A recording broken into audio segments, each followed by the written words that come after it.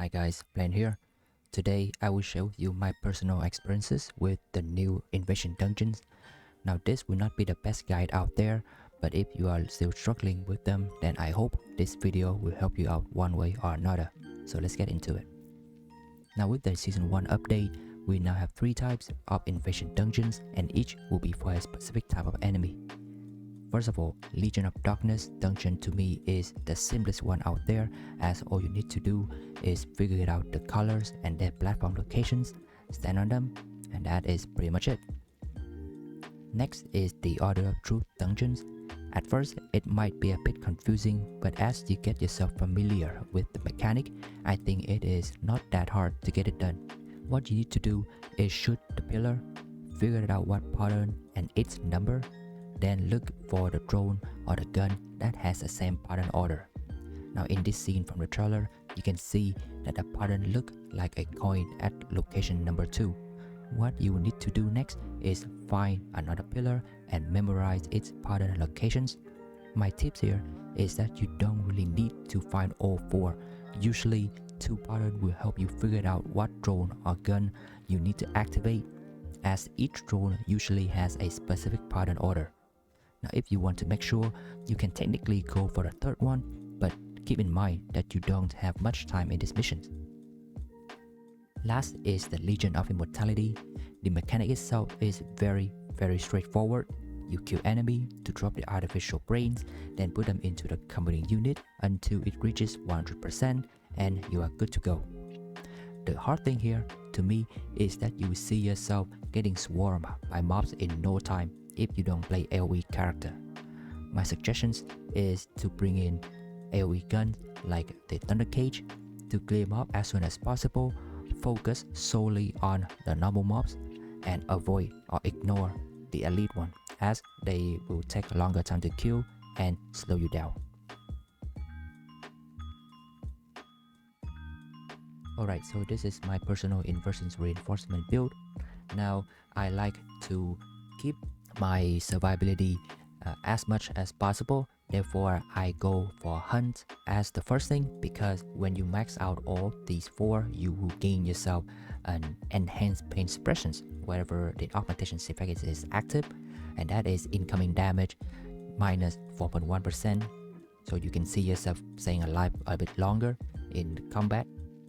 Other than that, you can choose one of these 4, and I go for the inversions particle augmentations, increasing in defense, but in return the max HP is a little bit less. Then I go for survival next, because these 3 right here. So you can choose the correspond for each type of enemy. So we have one for Legion of Mortality, we have one for the Order of Truth, and we have one for the Legions of Darkness.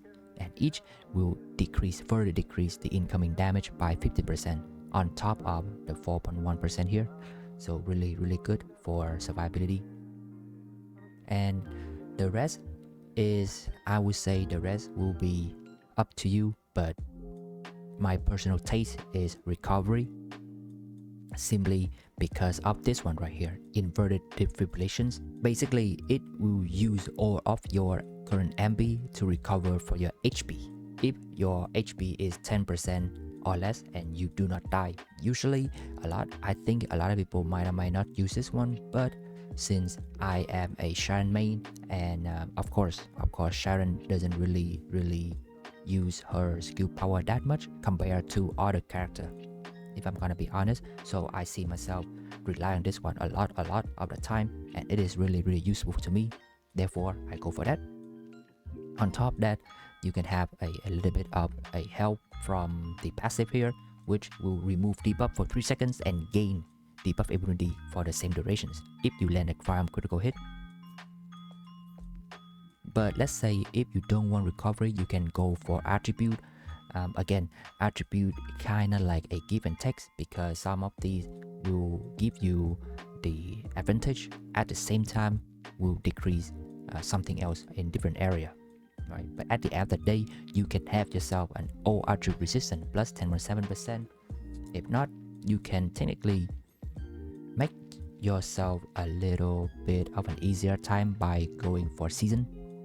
if you have if you are struggling during the other true invasions, you can get this one so that you can have an easier time destroying the pillar, which I don't think it is very hard to do. Or let's say if you have trouble during a Legion of Darkness invasions, you can use this to gain yourself increased defense while staying on those color platform. Again, it is helpful, but it is not a must for us.